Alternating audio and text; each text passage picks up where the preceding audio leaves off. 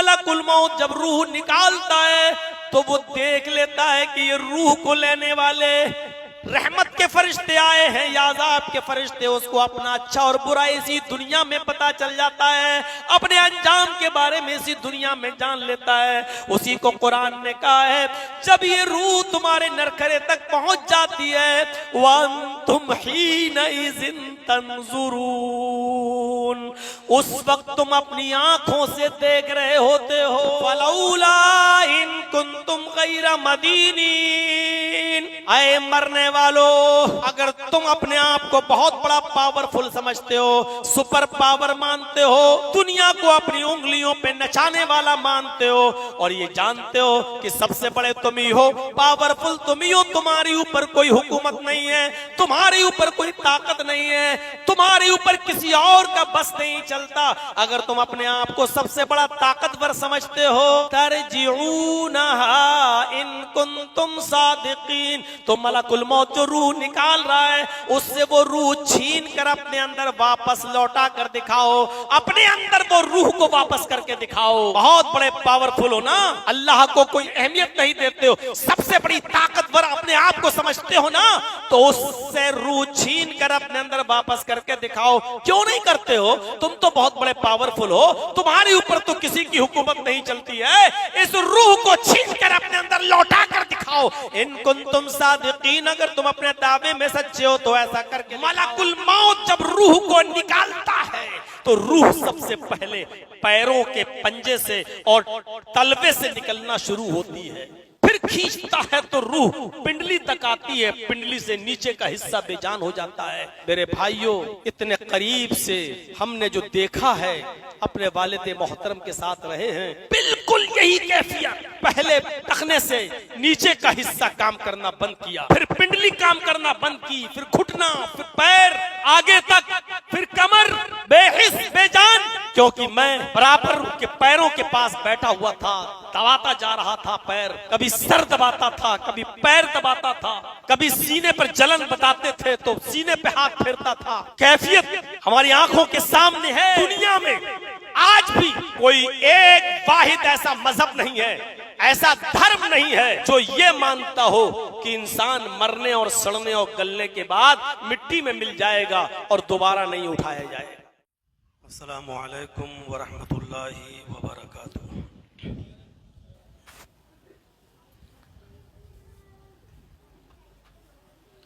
अल्हम्दुलिल्लाह अल्हम्दुलिल्लाह नहमदुहु व नस्तईनुहु व नस्तगफिरुहु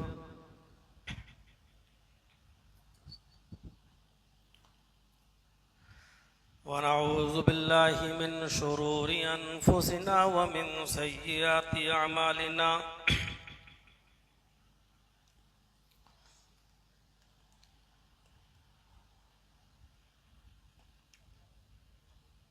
मन यहदिहिल्लाहु फला मुज़िल्ल लहु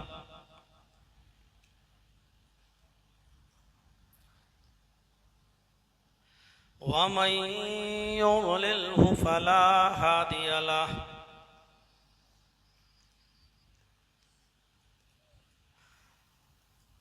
व अशहदु अल्ला इलाहा इल्लल्लाहु वहदहु ला शरीका लहु व अशहदु अन्न मुहम्मदन अब्दुहु व रसूलुहु। अम्मा बाद फ़इन्न खैरल हदीस किताबुल्लाह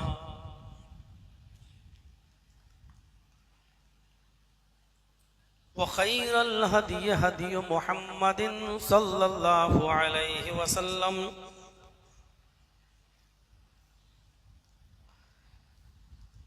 व शर्रुल उमूरि मुहदसातुहा व कुल्लु मुहदसतिन बिदअह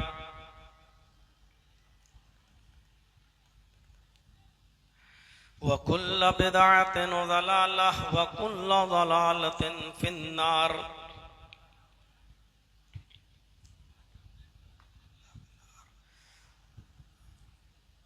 अऊज़ु बिल्लाहि मिनश शैतानिर रजीम।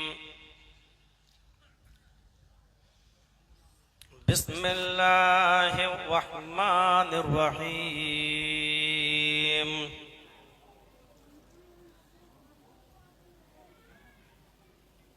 कुल्लु नफ्सिन ज़ाइक़तुल मौत व इन्नमा तुवफ़्फ़ौना उजूरकुम यौमल क़ियामह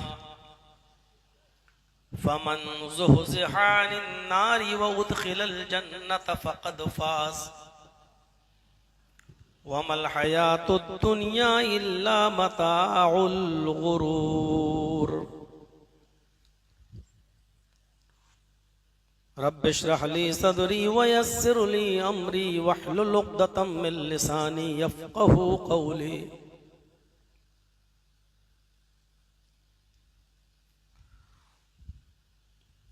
इस स्टेज पर तशरीफ फरमा नहायत ही मुअक्कर और मुअज़्ज़ज़ उलमाए किराम,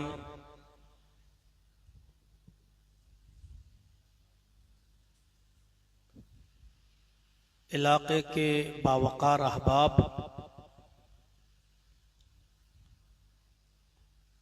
जलसा कमेटी के अहम जिम्मेदारान,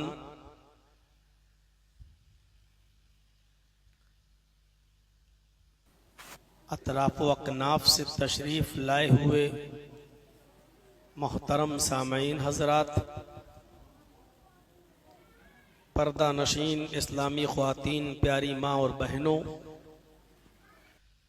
कौमों मिल्लत के लायक पर नौजवानों, मुस्तक़बिल के होनहार अज़ीज़ बच्चों, एक बहुत लंबी मुद्दत के बाद आपकी इस बस्ती में मेरी आमद हो रही है।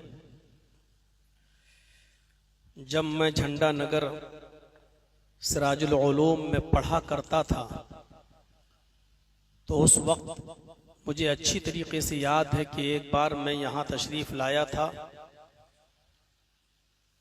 और एक प्रोग्राम मैंने आपके जामिया के अंदर भी उस वक्त किया था जब मौलाना अब्दुल अलीम माहिर साहब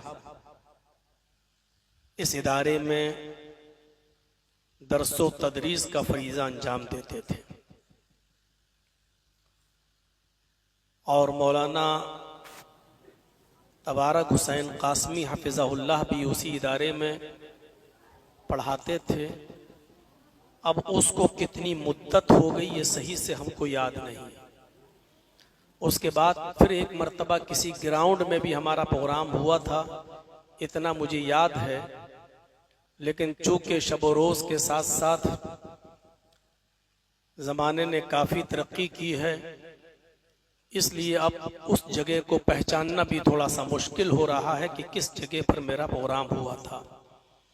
और उसके बाद अब मैं आप लोगों की मेहनत, आप लोगों की कद्दो-काविश और डॉक्टर फरीद अहमद सलफ़ी हफ़िज़हुल्लाह के बार बार इसरार पर मैं यहाँ पहुँचा हूँ, बावजूद इसके कि वो खुद बीमार हैं और कीमो लग रहे हैं, बॉम्बे में थे और बराबर वो राब्ता कायम कर रहे थे कि किसी तरीके से ये कुड़ऊ के लिए ये प्रोग्राम आपका सेट हो जाए। और मैं इस कश्मकश में था, जैसा कि डॉक्टर फरीद साहब ने बताया कि मैं इस कंडीशन में नहीं था कि मैं हाँ करूं कि ना करूं। पल पल में वालिद साहब की तबीयत कभी बहुत अच्छी हो जाती थी और कभी बहुत ज़्यादा ख़राब हो जाती थी। जब अच्छी होती थी तो कहते थे कि मुझे घर पहुंचा दो इटावा, मेरे और भी बच्चे हैं, मैं उनके साथ रहना चाहता हूं। और जब उधर तबीयत बिगड़ती थी तो फ़ोन आता था कि बेटे जल्दी लेके चलो, तो फिर मैं गाड़ी लेकर दौड़ता था और उनको लाता था। इसी ज़िम्न में मैंने पूरे महीने के मई तक के जितने प्रोग्राम थे सब मैंने कैंसिल कर दिए और सारे लोगों को मैंने कह दिया कि मैं नहीं आ सकता। लेकिन 15 मई इतवार के दिन 3:15 पर दोपहर में मेरे वालिद साहब इस दारे फानी से कूच कर गई। उस वक्त मैं उनके सामने था और हमारे निहायत ही मुशफ़िक़ और छोटे भाई की तरह डॉक्टर अब्दुल कादिर साहब, जो लखनऊ में अपना अल्फा हॉस्पिटल खोले हुए हैं और अपनी जमात से वाबस्ता हैं, उन्होंने कई रातें जागी और मेरे वालिद साहब को वक्त दिया। वो इस दारे फानी से कूच कर गए। उसके बाद मैं टूट सा गया। घर में चूंकि मैं सबसे बड़ा हूं, 3 भाइयों और 1 बहन में, वालदा इटावा हैं, मैं अपने फैमिली के साथ लखनऊ में शिफ्ट हो चुका हूं। मैं लखनऊ में अपने फैमिली को देखूं या उधर वालदा को देखूं, और आप जानते हैं घर में जब कोई बड़ा होता है तो वालिद के इंतकाल के बाद उसके ऊपर बहुत सी जिम्मेदारियां आयत हो जाती हैं। वो अपने छोटे भाई और बहनों के साथ भाई का भी रोल अदा करता है और फिर उसको एक बाप का भी रोल अदा करना होता है। इधर वालदा की भी तबीयत पल पल में कभी खराब होती, कभी सही। इसलिए मैंने सोचा कि कुछ दिन प्रोग्रामों को मुलतवी कर दिया जाए, लेकिन यहाँ से आपका इसरार और उधर से आपकी मेहनत और इधर से डॉक्टर फरीद साहब की बार बार कॉल, फिर आखिर ऐसा हुआ कि मेरी वालदा ने खुद कहा कि बेटे जब इतनी कॉल आ रही है तो जाओ, चले जाओ, और यहाँ दूसरे भाई हैं, अभी हम उनके पास हैं, कोई दिक्कत नहीं, जब कोई परेशानी होगी तो हम तुम्हें बुला लेंगे, फ़ोन कर देंगे, आप चले आना। बहरहाल मैं यहाँ आया।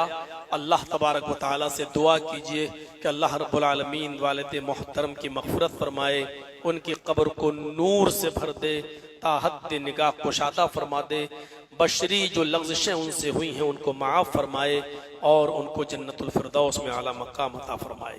उनके अलावा भी जो लोग तेरी रहमत को प्यारे हो चुके हैं, बारे अल्लाह तो उन सब को गरीक़ रहमत फरमा, उन सब की मग़फ़िरत फरमा, उन सब को बख्श दे, और जो बीमार हैं बिलखुसूस डॉक्टर फरीद साहब के लिए भी कि अल्लाह रब्बुल आलमीन उन तमाम बीमारों को शिफाए कामिल और आजिल अता फरमा, उनकी दवाओं में सेहत व तंदुरुस्ती कूट कूट के भर दे, और अल्लाह उनको इस उम्मत इस्लामिया के लिए नफा बख्श बना दे। मौत का मौजू बहुत ही हसास मौजू होता है। इसके अंदर इंसान को जवानी के जोश में और दुनिया की लज्जतों के आगे वो मौत के एहसास को अगरचे भूल चुका हो, लेकिन रात के वक्त थोड़ी देर के लिए अगर वो सिर्फ अपने जहन के अंदर भी कब्रिस्तान का एक तसव्वुर अगर ले आए तो सोचता है कि एक दिन हमको भी इस कब्रिस्तान के अंदर आना है और हजारों टन मिट्टी के अंदर हमको भी दफन होना है। कितना अंधेरा होगा, ये सोचने पर वो जरूर मजबूर होता है।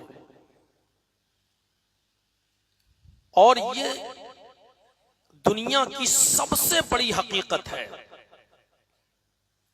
कि जो भी इस दुनिया में आया है उसको इस दुनिया से जाना है। बसा औकात दुनिया में कुछ ऐसे विचारधारा रखने वाले लोग हैं जिनको हम कम्युनिस्ट और कम्युनिज्म से जोड़ सकते हैं, जो अल्लाह का इनकार कर देते हैं और कहते हैं कि अल्लाह नाम की दुनिया में कोई चीज नहीं है, अल्लाह है ही नहीं। कम्युनिस्टों का और कम्युनिज्म का यही ख्याल है, उनकी यही विचारधारा है कि अल्लाह नाम की कोई चीज नहीं है। ये दुनिया ऐसे ही चल रही है, चल रही थी, चलती रहेगी।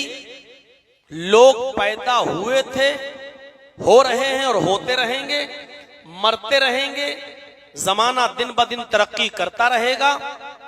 अल्लाह नाम की कोई चीज नहीं।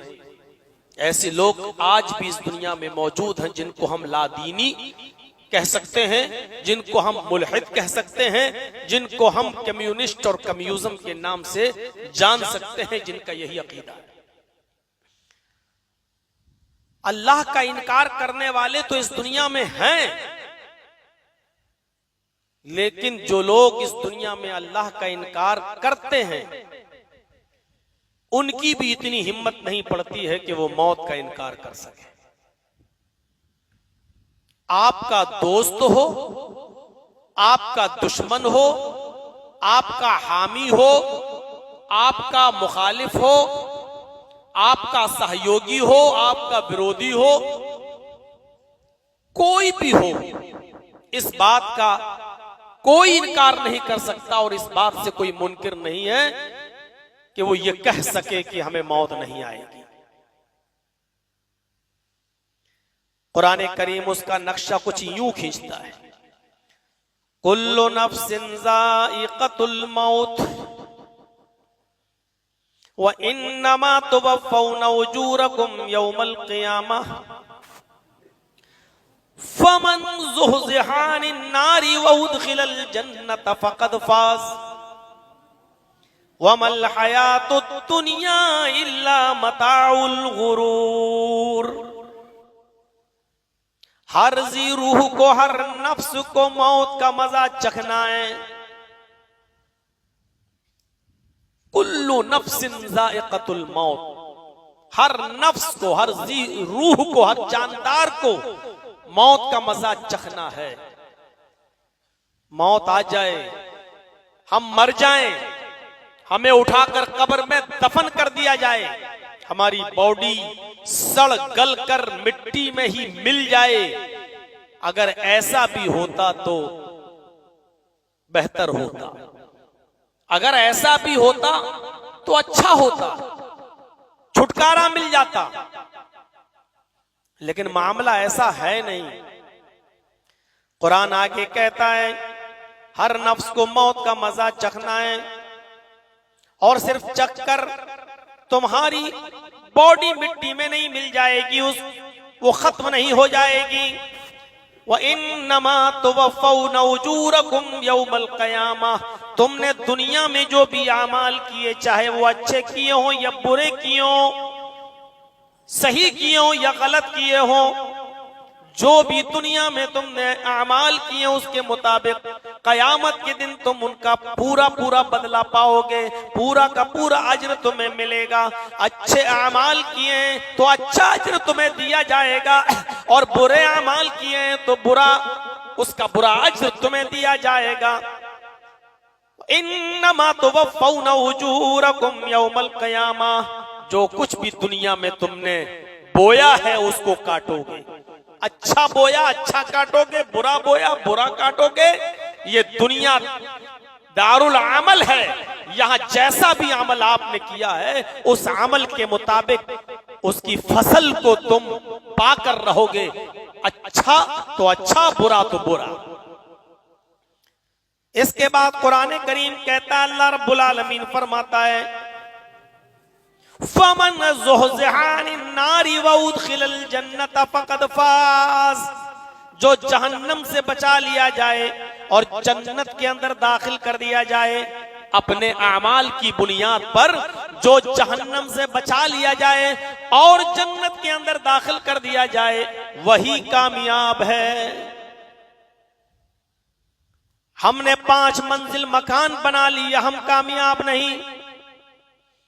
हमने अपना इलाका छोड़कर हिजरत करके बॉम्बे में जाकर भंगार का बिजनेस करके हमने बहुत बड़ी बिल्डिंग अपने गांव में तैयार कर दी।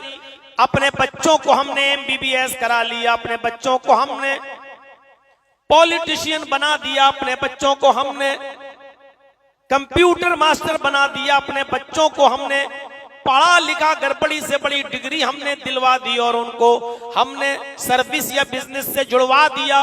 वो अपने पैरों पे खड़े हो गए। ये बहुत बड़ी कामयाबी नहीं है, बहुत बड़ी कामयाबी। अल्लाह रब्बुल आलमीन कहता है जो जहन्नम से बचा लिया जाए और जन्नत के अंदर दाखिल कर दिया जाए वो कामयाब है।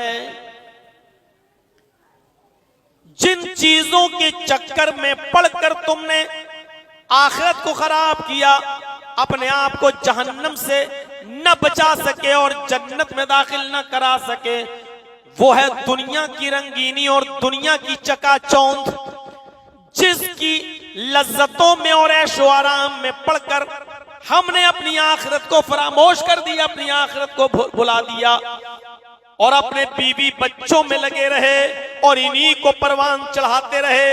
इन्हीं के आगे हमने आखिरत को बर्बाद किया।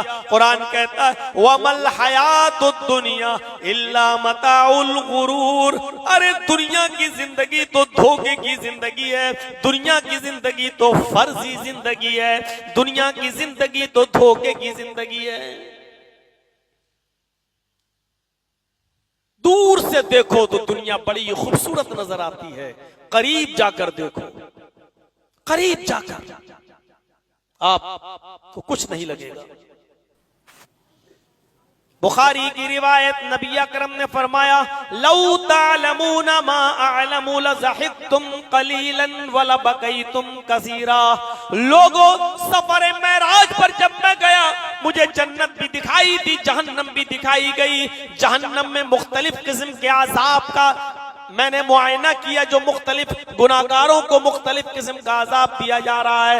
मैं जहन्नम में जो जो अजाब देख कर आया हूँ, जहन्नम के बारे में मैं जो जानता हूँ, लौ तालमूना मा अअलम, अगर वो तुम्हें मालूम हो जाए, अगर वो चीजें तुम जान जाओ जो मैं जानता हूँ, अगर जहन्नम के जासूस तपिश, जहन्नम के अजाब के बारे में जो इल्म मुझे, जो चीजें मैं देखकर और मुशाहिदा करके आया हूँ, जो चीजें मुझे दिखाई दी, जो मैं जानता हूं, अगर वो तुम्हें मालूम हो जाएं, अगर वो तुम जान जाओ, लज़हिक्तुम कलीलन वलबकैतुम कसीरा, तो तुम दुनिया में बहुत कम हंसोगे और बहुत ज्यादा रोगे। तुम्हें हंसी कम आएगी और रोना ज्यादा आएगा। तिरमिजी की एक रिवायत में तो अल्लाह के नबी ने यह भी फरमाया तुम्हें हंसना कम आएगा और रोना ज्यादा। वाला खरज तुम इला सौदात, तुम जंगलों में निकल जाओगे, बियाबान जंगलों में चले जाओगे। वमा तलज़्ज़ज़्तुम बिन्निसाई, और तुम अपनी चहेती बीवियों को भी छोड़ दोगे, जिनसे तुम लुत्फ उठाते हो, जिनसे तुम सुकून हासिल करते हो, जिनसे तुम लज्जत हासिल करते हो। वमा तलज़्ज़ज़्तुम बिन्निसाई, तुम औरतों से लज्जत हासिल करना भी छोड़ दोगे, तुम उनके करीब जाना भी छोड़ दोगे, तुम उनके पास बैठकर प्यार और मोहब्बत की दो बातें करना भी छोड़ दोगे। वाला खरज तुम इला सौदात, और तुम बियाबान जंगलों में चले जाओगे और वहीं अल्लाह अल्लाह करते हुए, तस्बीहें पढ़ते हुए, अल्लाह की इबादत करते हुए तुम अपनी जिंदगी को खत्म कर लोगे। जो बातें मैं जानता हूं अगर वो तुम्हें मालूम हो जाएं जहन्नम के ताल्लुक से, जो बातें मैं जानता हूं आखिरत के ताल्लुक से, अगर वो तुम्हें मालूम हो जाएं तो तुम्हें रोना ज्यादा आएगा, तुम हंसना भूल जाओगे और रोते रोते अपनी जिंदगी खत्म कर लोगे। सोचिए, इसीलिए अल्लाह तबारक व तआला ने यह नहीं कहा कि दुनिया से बिल्कुल कतई ताल्लुक ही अख्तियार कर लो, बीवी को छोड़ दो, बच्चों को छोड़ दो, यह नहीं कहा अल्लाह ताला ने। चले जाओ जंगल में, अल्लाहू अल्लाहू करते रहो, रट लगाए रहो, मोहल्ले वालों की रोटियों के टुकड़ों पे पलते रहो, यह नहीं कहा अल्लाह ने। रहबानियत इस्लाम के अंदर नहीं, बल्कि वो एक दुआ सिखला रहा है, आए मेरे बंदो तुम दुनिया की भी अच्छी चीजें मुझसे मांगा करो, दुनिया से बिल्कुल बेताल्लुक मत हो जाओ। दुनिया में भी हमने बहुत सी अच्छाइयां और भलाइयां नाजिल की हैं, उनको मांगा करो तुम हमसे। बाकायदा अल्लाह ने दुआ सिखलाई है, दुआ मांगा करो। रब्बना आतिना फिद दुनिया हसनतन व फिल आखिरती हसनतन व क़िना अज़ाबन्नार। आए हमारे रब, दुनिया में जो अच्छाइयां, जो खूबियां, जो भलाइयां हैं वो हमें अता फरमा। वफिल आखिरत हसना, और आखिरत के अंदर जो भलाइयां हैं, जो खूबियां हैं वो तू हमें अता फरमा। वकीना अज़ाबन्नार, और जहन्नम के अजाब से हमें बचा ले, जहन्नम के अजाब से हमें नजात अता फरमा। ये दुआ बतलाई है। कुछ लोग इफरात व तफरीद का ऐसा शिकार हुए, कुछ लोगों ने दुनिया ही को सब कुछ समझ लिया और कुछ लोगों ने दुनिया से बिल्कुल बेताल्लुकी अख्तियार कर ली, बिल्कुल दुनिया को छोड़ दिया। जंगलों में चले गए और वो तस्बीह हाथ में ले ली, अल्लाहू अल्लाहू अल्लाहू की रट लगा रहे हैं और मोहल्ले वालों की रोटियों के टुकड़ों पर, गांव वालों की रोटियों के टुकड़ों पर पल रहे हैं। मेरे प्यारे साथियों, इफरात और तफरीद दोनों गलत, बीच का रास्ता इस्लाम ने बताया है। सबसे बड़ा दिन, सबसे मोतबर दिन, अगर कोई दिन माना जाता है इस्लाम के अंदर तो वो जुमे का दिन है।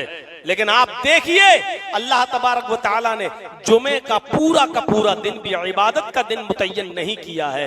जुमे के पूरे दिन में ये नहीं कहा हफ्ते में एक दिन तुम हमारे घर में चले जाओ और सुबह से शाम तक मेरी इबादत में लगे रहो। अल्लाह ने हफ्ते में एक दिन जो सबसे मुअतबर और मुबारक दिन है, जो ईद और बकरीद की दिन से भी ज्यादा अहमियत का हामिल है, लेकिन अल्लाह ने जुमे के दिन को भी पूरा का पूरा इबादत का दिन नहीं बताया। क्या कहा? फैज़ा क़ुज़ियतिस सलातु फंतशिरू फिल अर्द वब्तगू मिन फ़ज़लिल्लाह। ऐ मेरे बंदो, जब जुमे की नमाज पढ़ लो, ऐ मेरे बंदो जब जुमे की नमाज अदा कर लो, जब इमाम खुतबा दे दे, इमाम सलाम फेर दे, जब नमाज पढ़ा कर वो फारिग हो जाए, फैज़ा क़ुज़ियतिस सलातु फंतशिरू फिल अर्द, तो तुम जमीन के ऊपर फैल जाओ। मैंने जमीन जो बनाई उसमें तुम घूमो, उसमें फिरो, उसमें फैल जाओ। वब्तगू मिन फ़ज़लिल्लाह, हमने जो रिज़्क़ उतारा है उसको तलाश करो, हमने जो रोजी उतारी है उसको तलाश करो, यानी रिज़्क़ हलाल खाओ, रिज़्क़ हलाल के लिए सरगर्दा रहो, मेहनत करो, मजदूरी करो। मोहल्ले वालों और समाज के हाथों कमाए हुए रोटियों के टुकड़ों पर मत पलो। अल्लाह ने हाथ दिया है, पैर दिया है, मेहनत करो, कमाओ। तुम जो मेहनत करोगे उस पर भी तुम्हें सवाब दिया जाएगा।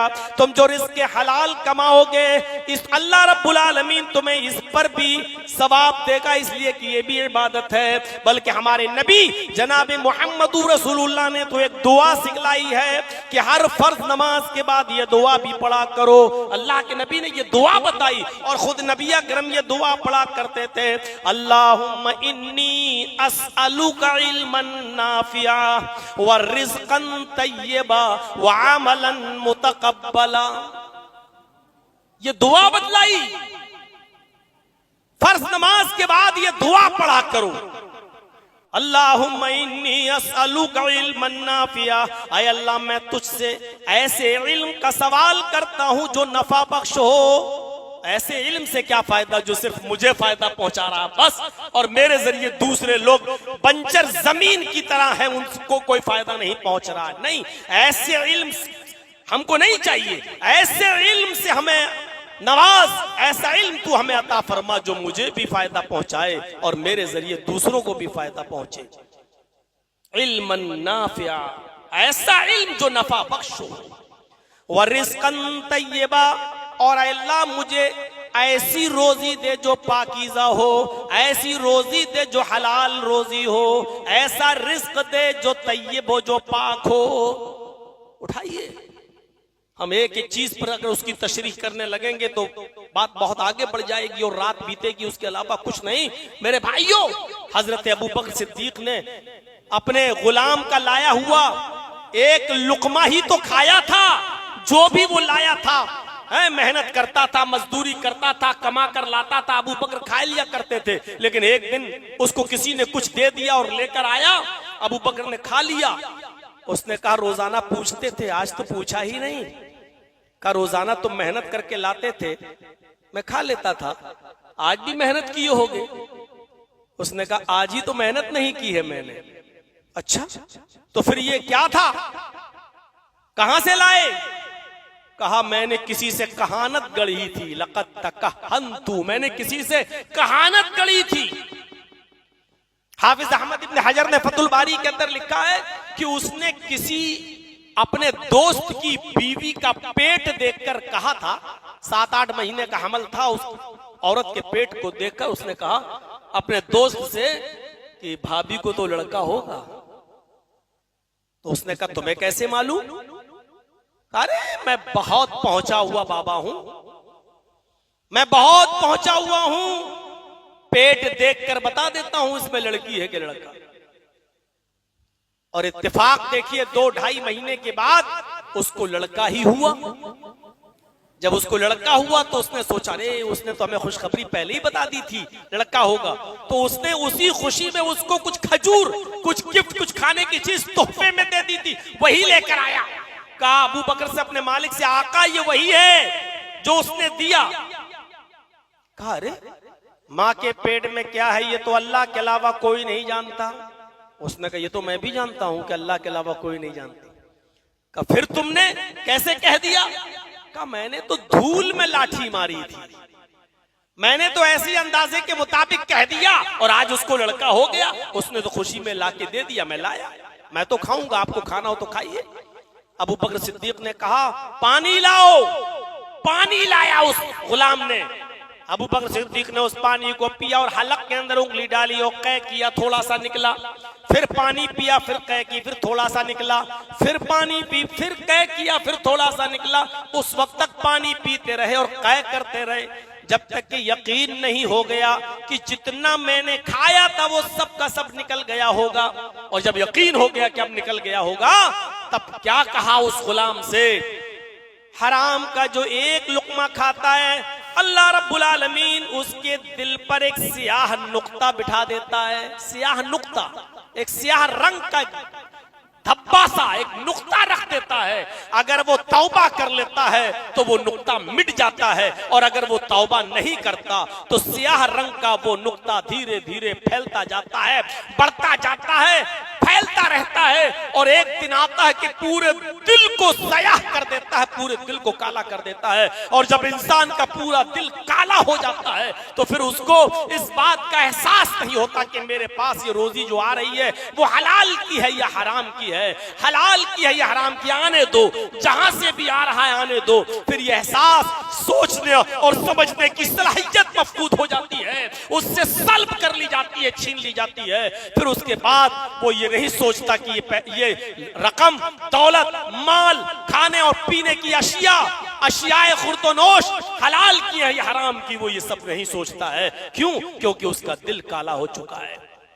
इस वाक़े की रोशनी में हर मुसलमान सोचे जो यहां बैठा है, हर मुसलमान तसव्वुर करे कि हम कैसे लग रहे हैं।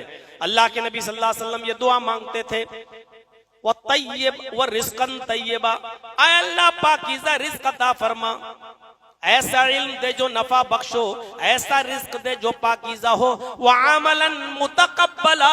और ये नहीं कहते थे कि अल्लाह मुझे अमल की तौफीक दे, बल्कि ये दुआ मांगा करते थे, ऐ अल्लाह ऐसे अमल की तौफीक दे जो काबिल कबूल हो, जो अल्लाह की बारगाह में मकबूल हो। ऐसे अमल की हमें तौफीक अता फरमा जो कबूल हो, जो बारगाह इज़्ज़ती में मकबूल हो चुका हो। हम में और आप में किसको मालूम है कि किसकी नेकियां कबूल हो रही हैं और किसकी कबूल नहीं हो रही हैं? कौन जानता है कि हम मस्जिद से इशा की नमाज पढ़ के निकले हैं, या अल्लाह के यहाँ हमारी नमाज कबूल भी हो गई होगी या नहीं हो गई? कौन जानता है? इसलिए ये दुआ भी पढ़ते रहिए, वअमलन मुतक़ब्बला, अल्लाह हम जो भी अमल करें ऐसे अमल की तो हमें तौफीक अता फरमा। मैं सवाल करता हूँ ऐसे अमल का जो काबिल कबूल हो, जो तेरी बारगाह में मकबूल हो, ऐसे अमल की दुआ सिखलाई अल्लाह के नबी सल्लल्लाहु अलैहि वसल्लम। मेरे प्यारे साथियों, दुनिया में अटल हकीकत है मौत, जो किसी भी सूरत में इससे छुटकारा नहीं मिल सकता है। हम और आप जिंदगी की जिस ट्रेन पर बैठे हुए हैं, सुनिए, हम और आप जिंदगी की जिस ट्रेन में बैठे हुए हैं, उस ट्रेन का आखिरी स्टॉप इस कब्रिस्तान है। जिस ट्रेन पर जिंदगी की जिस गाड़ी पर बैठे हुए हैं, उस गाड़ी का, उस ट्रेन का आखिरी स्टॉप इस कब्रिस्तान है। ये अलग बात है, किसी की स्टेशन 2 दिन पहले आ जाती है और किसी की स्टेशन 2 दिन बाद आती है। किसी का स्टॉपेज 2 दिन पहले आ जाता है और किसी का स्टॉपेज 2 दिन के बाद आता है। लेकिन हकीकत ये है कि मरना सबको है, जाना सबको है। इससे बड़ी हकीकत और इससे बड़ी सच्चाई कोई नहीं।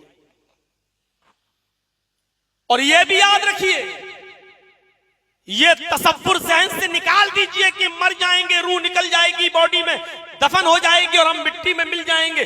दुनिया में आज भी, दुनिया में कोई एक वाहिद ऐसा मजहब नहीं है, ऐसा धर्म नहीं है जो ये मानता हो कि इंसान मरने और सड़ने और गलने के बाद मिट्टी में मिल जाएगा और दोबारा नहीं उठाया जाएगा।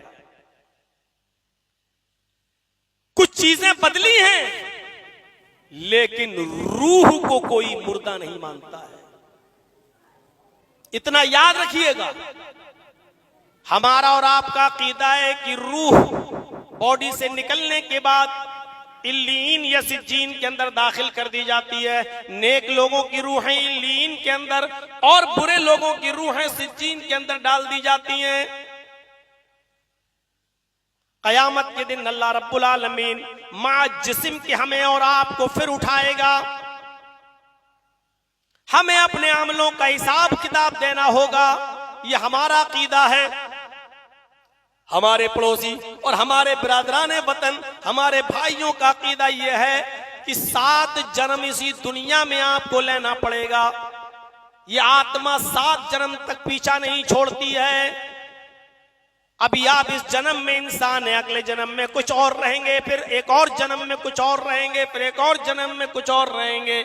और इसीलिए हमारे हिंदू भाइयों के यहाँ जो फेरे लगाए जाते हैं, मर्द का औरत के साथ जो गठबंधन होने के बाद जो फेरे लगते हैं अग्नि को साक्षी मानकर, वो 7 फेरे इसीलिए लगाए जाते हैं कि उनके यहाँ ये अहद किया जाता है कि मैं 7 जन्मों में तुम मेरी बीवी रहोगी। और बीवी यह अकीदा रखती है, आस्था रखती है कि 7 जन्म तक मैंने तुम्हें अपना पति मान लिया। लेकिन उनके यहां पर भी यह है कि आत्मा अगर दुनिया में अच्छे कर्म किए हैं तो फिर से मनुष्य और इंसान बनकर पैदा किए जाओगे, और अगर दुनिया में बुरे कर्म किए हैं तो कुत्ता बनोगे, बिल्ली बनोगे, चूहा बनोगे, बंदर बनोगे, छछूंदर बनोगे। यह आस्था, यह अकीदा हमारे हिंदू भाइयों के अंदर भी, यानी रूह मरती नहीं है, वो आवागमन होता रहता है। इस योनि से निकली उस योनि में, उस योनि से निकली इस योनि में, और फिर जब सब हो जाता है तो उसके बाद उनके यहाँ पर भी परलय है, कयामत का दिन है। उनके यहाँ पर भी स्वर्ग है और नरक है, उनके यहाँ पर भी पैराडाइज है, जन्नत का सबूत है, उनके यहाँ पर भी नरक का, जहन्नम का सबूत है। यानी एक दिन फिर इंसान स्वर्ग में जाएगा या नरक में जाएगा। स्वर्ग और नरक, पैराडाइज उनके यहाँ पर भी माना जाता है। यानी दुनिया, यहूदियों के यहाँ वही अकीदा है जो हमारे यहाँ है, ईसाइयों में वही अकीदा है जो हमारे यहाँ है, बुद्धिस्ट भी इसी को मानते हैं, जैनी भी इसी को मानते हैं। दुनिया में कोई एक मजहब, कोई एक धर्म ऐसा नहीं है जो ये मानता हो कि मरने के बाद इंसान मिट्टी में मिला दो या जला दो तो उसकी रूह भी मर जाती है और उसके साथ अब कुछ नहीं होता है, वो मर गया और सड़ गया या मिट्टी में मिल गया और खत्म। नहीं मेरे प्यारे साथियों, आप मुशाहिदा करके देखिए, जो दाना आप जमीन में डालते हो, बीज जो जमीन के अंदर बोते हो, चावल हो, गेहूं हो, मकई हो, बाजरा हो, जो दाना आप जमीन के अंदर डालते हैं, बोते हैं, वो दाना जमीन के अंदर पहले सड़ता ही है, पहले मिट्टी ही में मिलता है,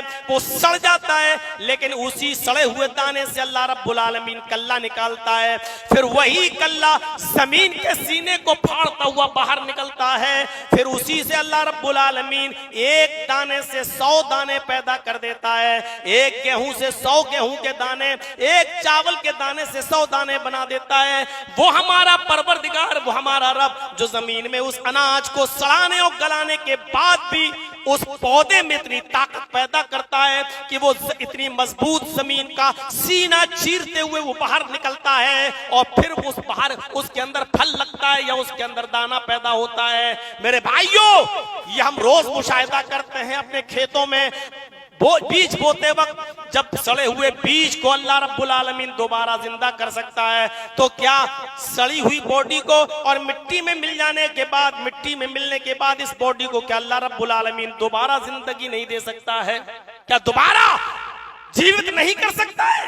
अयहसबुल इंसानु अन युतरका सुदा अलम यकुन नुतफतम मिन मनी युमना थुम्मा काना अलकतन फखलक फसव्वा फजअल मिनहु ज़ौजैन अज़्ज़कर वल उन्सा अलैसा ज़ालिका बिक़ादिरिन अला अन युह्यियल मौता।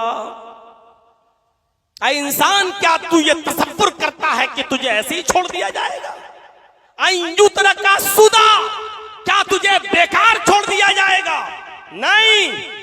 गौर कर, मिसाल देखिए, मिसाल कुरान कहता है अलम यकुन नुतफतम मिन मनी युमना, क्या तू शुरू में हकीर और जलील पानी का एक कतरा नहीं था? क्या तू पानी की एक बूंद नहीं था जो रहमे मादर तक पहुंचाया गया? पानी की एक बूंद, ओफो, कारीगरी देखिए। सुम्मा काना अलकतन फखलक फसव्वा, अल्लाह ने उसी पानी के कतरे से नुतफा बनाया, उसी नुतफे से जमा हुआ खून बनाया, उसी जमे हुए खून से गोश्त का लोथड़ा बनाया, उसी गोश्त के लोथड़े से हड्डियां बनाई, फिर हड्डियों में गोश्त का लिबास चढ़ाया, फिर अल्लाह ने उसी पानी के कतरे से आंखें बनाई, दिमाग बनाया, हाथ बनाया, पैर बनाया, दिल बनाया। गौर करो,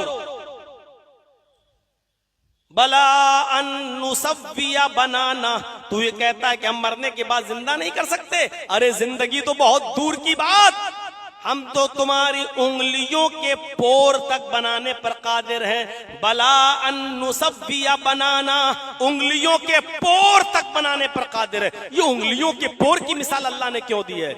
आज फिंगरप्रिंट देखते ना आप, अंदाजा लगा लीजिए आप।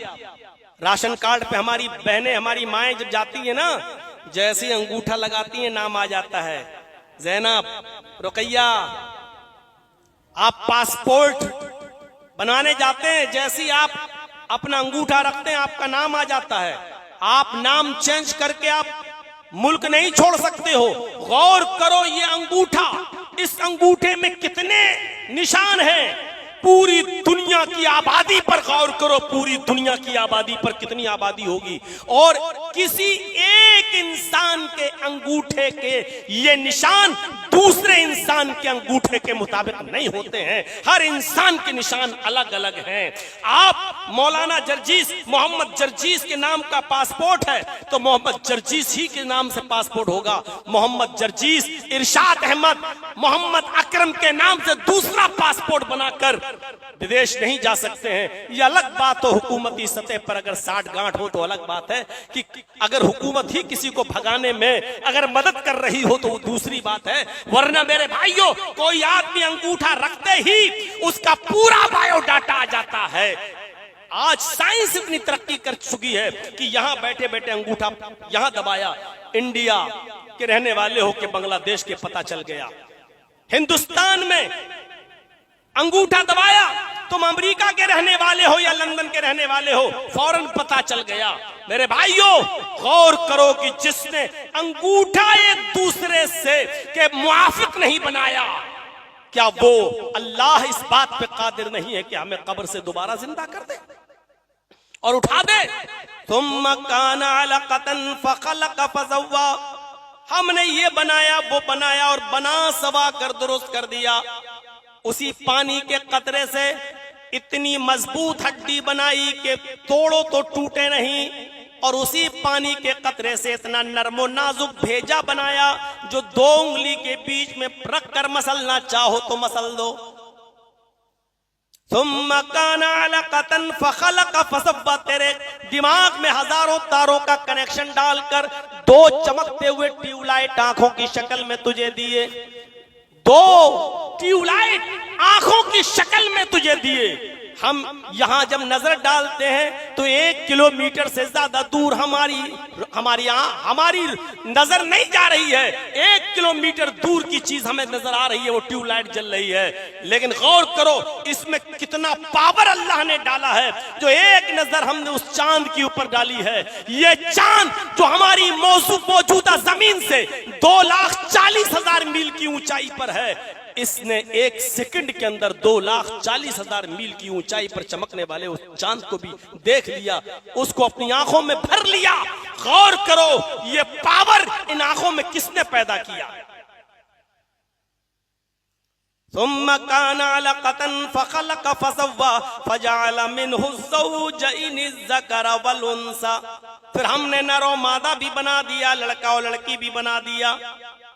पेट में क्या है, लड़का या लड़की, ये भी मैंने बना दिया।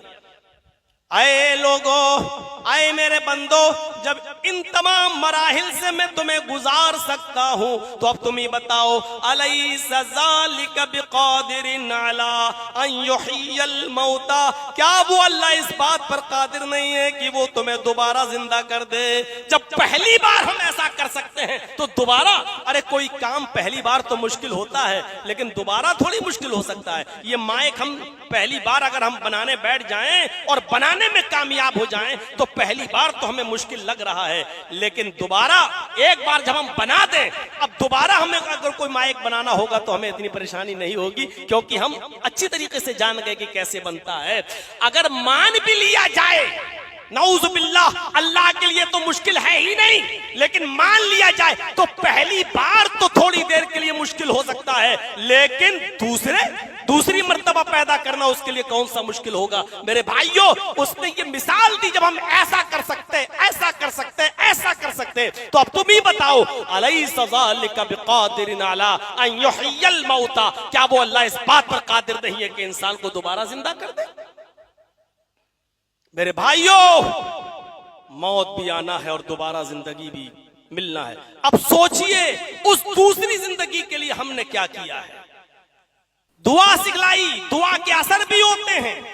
जब आपके ऊपर कोई मुसीबत आए, कोई गम पहुंचे, तो आपको ये दुआ पढ़नी चाहिए, इन्ना लिल्लाही व इन्ना इलैहि राजिऊन।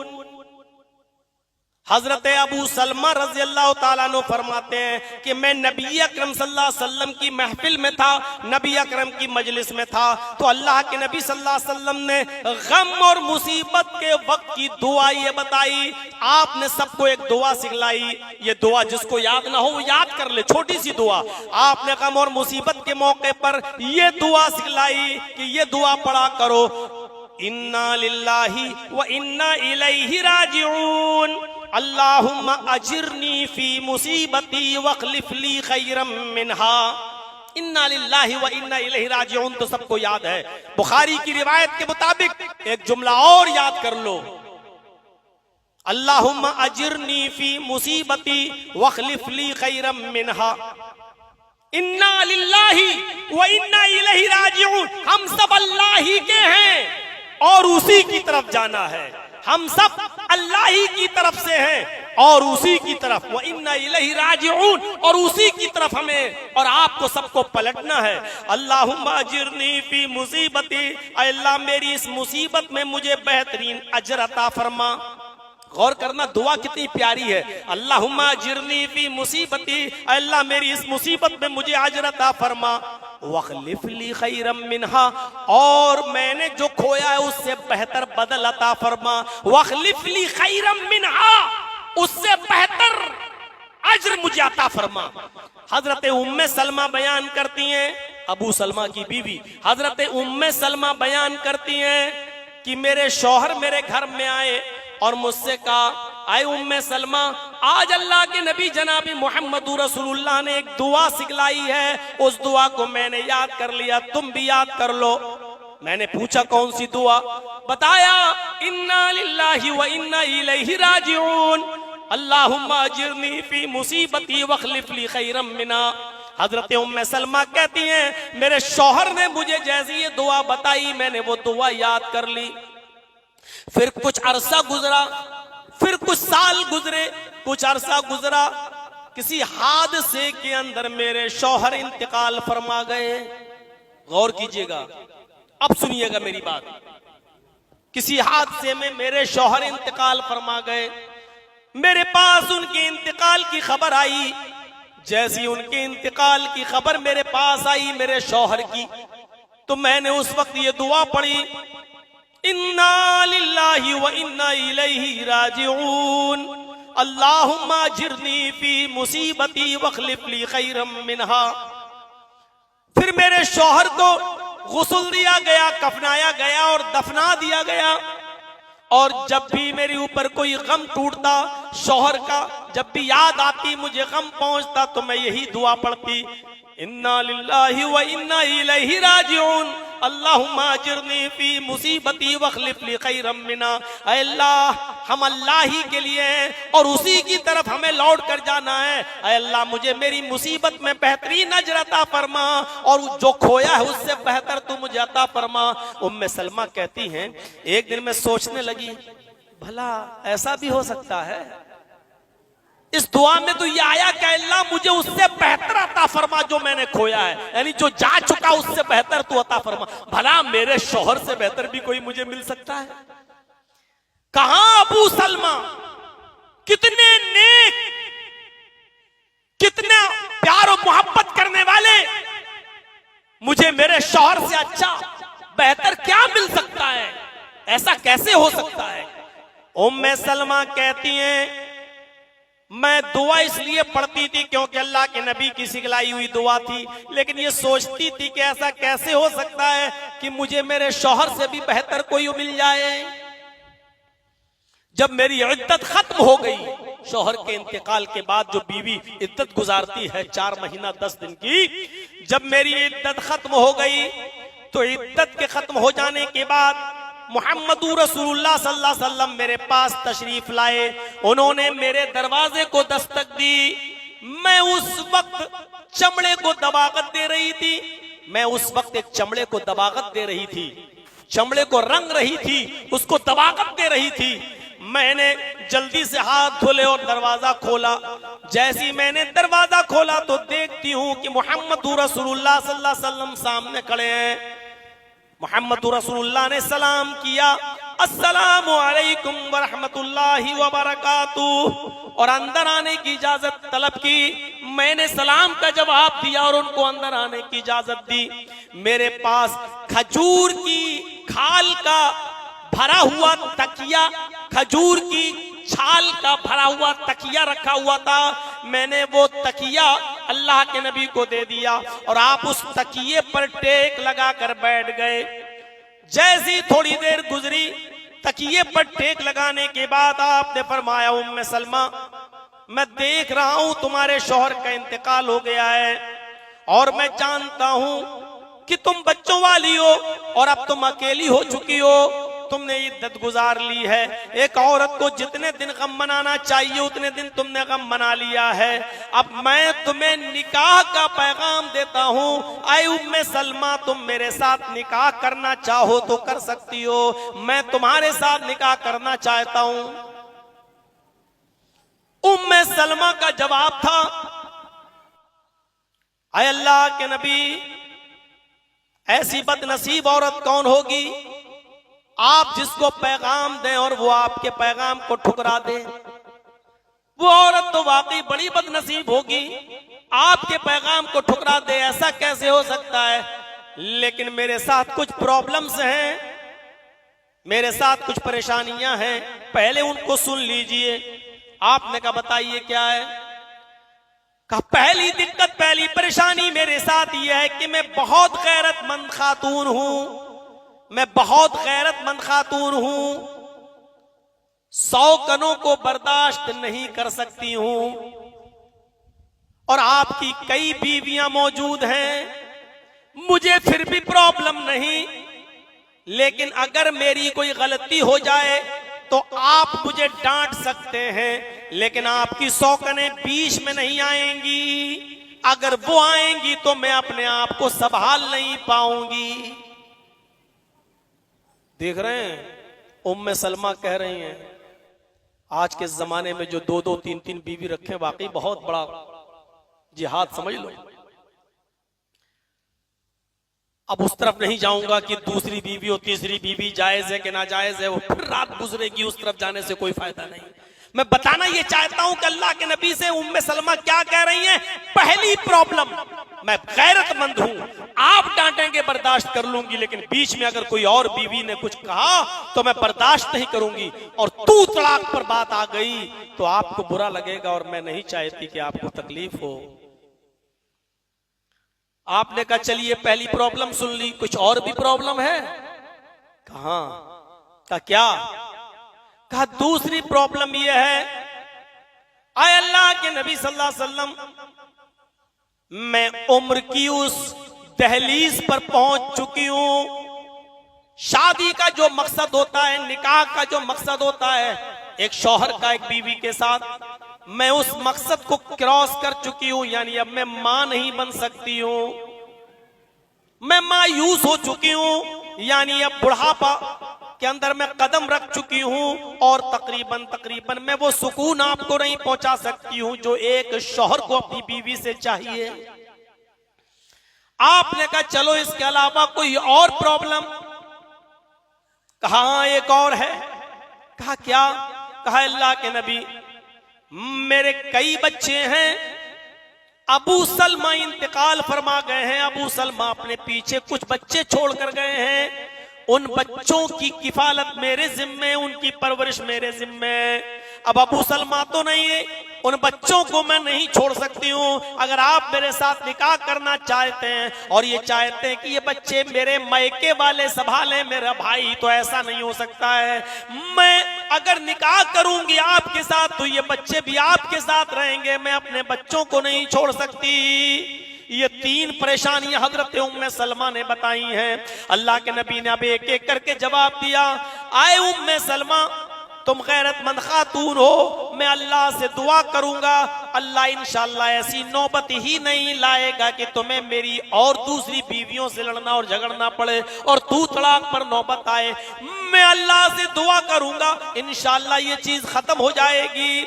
रही दूसरी बात, तुमने जो कहा है कि मैं उस उम्र को क्रॉस कर चुकी हूं कि आपको सुकून पहुंचा सकूं, तो आए उम्मे सलमा, जिस उम्र में तुम दाखिल हो तकरीबन उसी उम्र में मैं भी दाखिल हो चुका हूं। यानी जो तुम्हारी उम्र है वही लगभग हमारी उम्र भी है। इसलिए ये भी कोई मामला नहीं है कि अब हमें बच्चे ही हों और बच्चे ही पैदा करना मकसद हो, ये मकसद नहीं है। नहीं, ये भी कोई बड़ी बात नहीं है। रही तीसरी बात, तो आए उम्मे सलमा, जब तुम मेरे साथ निकाह कर लोगी तो तुम्हारे बच्चों की किफालत मेरे जिम्मे होगी, फिर वो मेरे बच्चे होंगे, उन बच्चों की खिलाने पिलाने की जिम्मेदारी मेरे ऊपर है। जब तुम मेरे साथ निकाह कर लोगी तो उन बच्चों का कफील भी मैं बन जाऊंगा। और इसके बाद उम्मे सलमा तैयार हो जाती हैं और ये तीनों शर्तें मोहम्मद रसूलुल्लाह सल्लल्लाहु अलैहि वसल्लम मान लेते हैं और उम्मे सलमा का निकाह हो जाता है। उम्मे सलमा फरमाती हैं, अब मुझे समझ में आया कि दुआ का असर होता है। ये दुआ जो मैं पढ़ा करती थी कि इन्ना लिल्लाहि व इन्ना इलैहि राजिऊन, हम सब अल्लाह की तरफ से हैं और अल्लाह ही की तरफ पलट कर जाना है। अल्लाहुम्मा अजिरनी फी मुसीबती, अल्लाह मेरी मुसीबत में मुझे अजर अता फरमा, वखलिफ ली खैरम मिनहा, और जो मैंने छोड़ा है खोया है उससे बेहतर तू मुझे अता फरमा। मैंने अबू सलमा को खोया था और अल्लाह ताला ने मुझे मोहम्मद रसूलुल्लाह अता फरमा दिए, मुझे जनाबे मोहम्मद रसूलुल्लाह की बीवी बना दिया। मेरे भाइयों, दुआ का असर होता है। क्या दुआएं आपको याद हैं? नहीं तो याद करो। मौत मोमिन की निगाह में एक तोहफा होती है। मोमिन कभी मौत से घबराता नहीं है, मौत को अपने करीब देखता है तो वो डरता नहीं है, बल्कि मौत को अपने करीब देखकर मोमिन के चेहरे पर मुस्कुराहट आ जाती है। आज अपने गरीबानों में झांको और जायजा लो कि आज मौत के वक्त हमारे चेहरों पे मुस्कुराहट आती है। क्या कभी हम ये तसव्वुर करते नहीं? हम इस थर्ड क्लास, इस घटिया जिंदगी से बढ़िया जिंदगी की तरफ जा रहे हैं, इस थर्ड क्लास से फर्स्ट क्लास की तरफ जा रहे हैं। क्या कभी ये तसव्वुर होता है? नहीं। और अगर नहीं होता है तो हर इंसान को अपने ईमान का जायजा लेना चाहिए। मौत तो मोमिन की निगाह में एक तोहफा होती है, वो तो उसको गले लगाना चाहता है। वो दुआ नहीं मांगता कि अल्लाह मुझे जल्दी मौत दे दे, लेकिन मौत को अपने करीब देखकर खुश होता है, क्योंकि वो जानता है कि हमें इस थर्ड क्लास की जिंदगी से फर्स्ट क्लास की जिंदगी की तरफ जाना है। उसको एहसास हो जाता है, उसको पता हो जाता है। हम इस वाकई की रोशनी में अपने ईमान का जायजा लें, अपने ईमान का जायजा लें। मेरे प्यारे साथियों, हमारा ईमान कैसा है? गौर करो, जनाबे मोहम्मद रसूलुल्लाह सल्लल्लाहु अलैहि वसल्लम की बेटी हजरत फातिमा रज़ी अल्लाह ताला अन्हा अल्लाह के नबी सल्लल्लाहु अलैहि वसल्लम के पास आई। अल्लाह के नबी सल्लल्लाहु अलैहि वसल्लम बिस्तर पर लेटे हुए थे, रोजाना उठ जाया करते थे और अपनी बेटी फातिमा को आगे बढ़कर सीने से लगाते थे और अपनी बेटी की पेशानी को चूम लिया करते थे, बोसा देते थे अपनी बेटी को, फातिमा की पेशानी का बोसा लेते थे। लेकिन आज बिस्तर के ऊपर लेटे हुए हैं, बिस्तर के ऊपर लेटे हुए हैं और उठ नहीं पा रहे हैं। हजरत फातिमा खुद आती हैं, अपने अब्बू के बिस्तर पर बैठ जाती हैं और खुद मोहम्मद रसूलुल्लाह की पेशानी का बोसा लेती हैं। पढ़िए बुखारी की रिवायत किताबुल जनाइज, देखिए नबी अकरम सल्लल्लाहु अलैहि वसल्लम का यह हाल है कि आप पानी के बर्तन में हाथ डालते जाते, आप पानी के बर्तन में हाथ डालते जाते बार बार और उसको अपने चेहरे पे मलते जाते, बार बार पानी के बर्तन में हाथ डालते और अपने जिस्म पर मलते जाते, हाथ पानी में डालते और अपने चेहरे पर मलते जाते और ये कहते जाते इन्ना लिल मौति सकरात, इन्ना लिल मौति सकरात, मौत के लिए बड़ी बेचैनियां हैं, मौत के लिए बड़ी तकलीफें, मौत के लिए बड़ी परेशानियां हैं, बड़ी बेचैनियां हैं। मौत ऐसे ही नहीं आ जाती है, हमें और आपको सबको उस मरहले से गुजरना है। मौत की कैफियत कैसी होती है उसको कुरान ने खींचा है, फलौला इज़ा बलगतिल हुल्कूम, जब ये मौत नरखरे तक पहुंच जाती है, जब ये रूह नरखरे तक हलक तक पहुंच जाती है, मलकुल मौत जब रूह को निकालता है तो रूह सबसे पहले पैरों के पंजे से और तलवे से निकलना शुरू होती है। रूह सबसे पहले नीचे से शुरू होती है निकलना।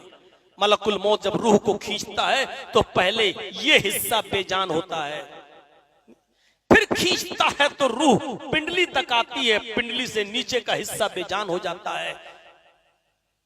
और ये रूह को निकलते हुए तो मेरे भाइयों इतने करीब से हमने जो देखा है, अपने वालिद मोहतरम के साथ रहे हैं, बिल्कुल यही कैफियत, पहले टखने से नीचे का हिस्सा काम करना बंद किया, फिर पिंडली काम करना बंद की, फिर घुटना, फिर पैर आगे तक, फिर कमर, बेहिस बेजान, क्योंकि मैं बराबर के पैरों के पास बैठा हुआ था, दबाता जा रहा था पैर, कभी सर दबाता था, कभी पैर दबाता था, कभी सीने पर जलन बताते थे तो सीने पे हाथ फेरता था।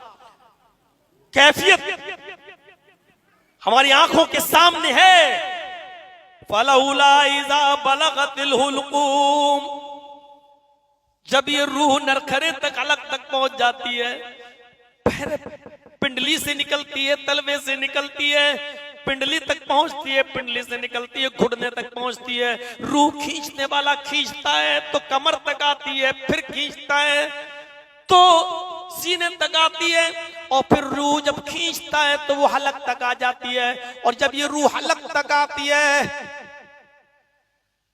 तो मरने वाला मरने से पहले अपनी आंखें टान लेता है, उसकी आंखें फटी की फटी रह जाती हैं, इसलिए कि रूह आंखों, नाक और कान के रास्ते से निकलती है।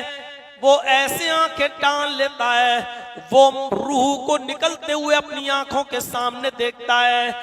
मलकुल मौत जब रूह निकालता है तो वो देख लेता है कि ये रूह को लेने वाले रहमत के फरिश्ते आए हैं या अजाब के फरिश्ते। उसको अपना अच्छा और बुरा इसी दुनिया में पता चल जाता है, अपने अंजाम के बारे में इसी दुनिया में जान लेता है। उसी को कुरान ने कहा है, जब ये रूह तुम्हारे नरखरे तक पहुंच जाती है, वअंतुम हीनइज़िन तंजुरून, उस वक्त तुम अपनी आंखों से देख रहे होते हो, उस वक्त तुम इस रूह को निकलते हुए अपनी आंखों से देख रहे होते हो।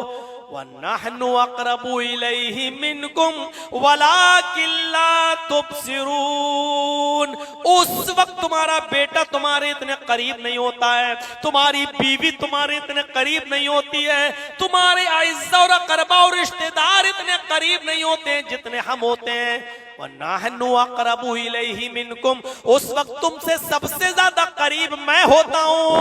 उस वक्त सबसे ज्यादा करीब मैं होता हूं। वला किल्ला तुबसिरून, लेकिन तुम्हारी आंखें मुझे नहीं देख सकती हैं, तुम मेरा दीदार नहीं कर सकते हो, तुम्हारी आंखें मुझे नहीं देख सकती हैं, मेरा मुशाहिदा नहीं कर सकती हैं तुम्हारी आंखें, इतनी ताकत नहीं है तुम्हारी आंखों में जो मेरा मुशाहिदा कर सके।